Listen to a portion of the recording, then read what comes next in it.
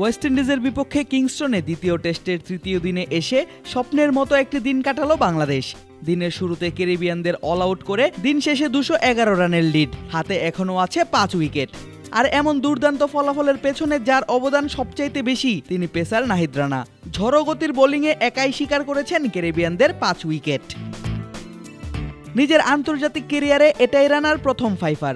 এর আগে 5 ম্যাচে 14 উইকেট শিকার করলেও এক ইনিংসে সর্বোচ্চ উইকেট সংখ্যা ছিল 4টি। আর প্রথম ফাইফার পেয়ে সৃষ্টিকর্তার প্রতি কৃতজ্ঞতা জানালেন টাইগার এই স্পিডস্টার, জানালেন নিজের বোলিং কৌশল।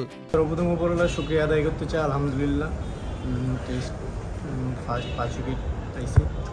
আর বেশি কিছু ট্রাই করি নাই, জাস্ট চেষ্টা করছি ব্যাটসম্যানকে রুম না দিয়ে লাইন টু লাইন কেমনে বোলিং করা যায় এবং কোন সিচুয়েশনে কোন ব্যাটসম্যানকে কীভাবে বোলিং করা যায় সেই বোলিংকে করার চেষ্টা করছি। নগদের সর্বোচ্চ বার 167 টাকা রিচার্জে পাবেন 1 লাখ টাকা পুরস্কার। আরও আছে প্রতি সপ্তাহে পুরস্কার ও ক্যাশব্যাক। তৃতীয় দিন শেষে বেশ ভালো অবস্থানেই বাংলাদেশ। প্রথম ইনিংসে টাইগাররা অল আউট হয় মাত্র 164 রানে, তবে তার থেকেও 18 রান কমে অর্থাৎ 146 রানেই ক্যারিবিয়ানদের অল আউট করে দেয় রানা, তাসকিন, হাসানরা। ফলে বাংলাদেশ পায় 18 রানের লিড। আর তৃতীয় দিন শেষে সেই লিড দাঁড়ায় 211 রানে। এখনো ব্যাট করছেন জাকের আলী, তাইজুল ইসলাম, মুমিনুল হক এখনো নামেনি। ঠিক কত রানে টার্গেট দিতে পারলে জিতবে বাংলাদেশ সেই কথাও জানিয়েছেন রানা, করেছেন তার ব্যাখ্যা। অবশ্য আমরা এখন একটা ভালো জায়গায় আছি, এখান থেকে টোটাল যদি আমরা 250-এর উপরে দিতে পারি তো ডে 4-এ ব্যাটিং করা ব্যাটসম্যানদের জন্য ডিফিকাল্ট হবে। উইকেটটা একটু অন্যরকম হবে, উইকেটে আনইভেন বাউন্স থাকবে, স্পিনে টান থাকবে। সো আমরা ভালো কিছু একটা পাবো, ডে 4 থেকে ভালো কিছু একটা বের করবো ইনশাআল্লাহ। তবে শুধু টার্গেট দিলেই হবে না, সেই রানের মাঝেই আটকাতে হবে ক্যারিবিয়ান ব্যাটারদের।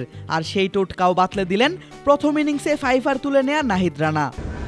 আমার কাছে যেটা মনে হয় যে এই উইকেটে বেশি কিছু ট্রাই না করে just line to line bowling করে এবং ব্যাটসম্যানকে রুম না দিয়ে রান ছাড়া বোলিং করলে ব্যাটসম্যানরা অনেক কিছু ট্রাই করে। তো আমি মনে করি এখানে বোলারদের অত কিছু ট্রাই না করে just line to line bowling করা, এটাই বোলারদের জন্য ভালো।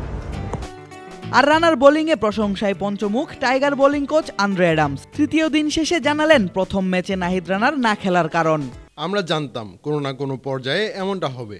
আপনি যখন 150 কিলোমিটার গতিতে বোলিং করবেন আপনি আসলে উইকেট পাবেনই। আমাদের ওকে দেখে শুনে রাখতে হবে, এ কারণেই ও প্রথম ম্যাচে খেলেনি। ভাগ্য ভালো যে ওর আশেপাশে তাসকিন ও হাসানের মতো পেসার আছে যারা মাঠে ওর মনোযোগ ঠিক রাখে।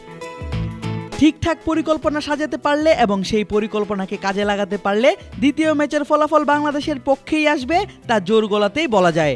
অন্তত স্কোরবোর্ড কথা বলছে টাইগারদের পক্ষেই। আর দ্বিতীয় ম্যাচে জিততে পারলে ওয়েস্ট ইন্ডিজের বিপক্ষে 2 ম্যাচের টেস্ট সিরিজে ফিরবে সমতা। এর আগে এন্টিগায় অনুষ্ঠিত হওয়া প্রথম টেস্টে টাইগাররা হারে 201 রানের বড় ব্যবধানে। আদিব আশরাফ, ক্রিক ফ্রেঞ্জি।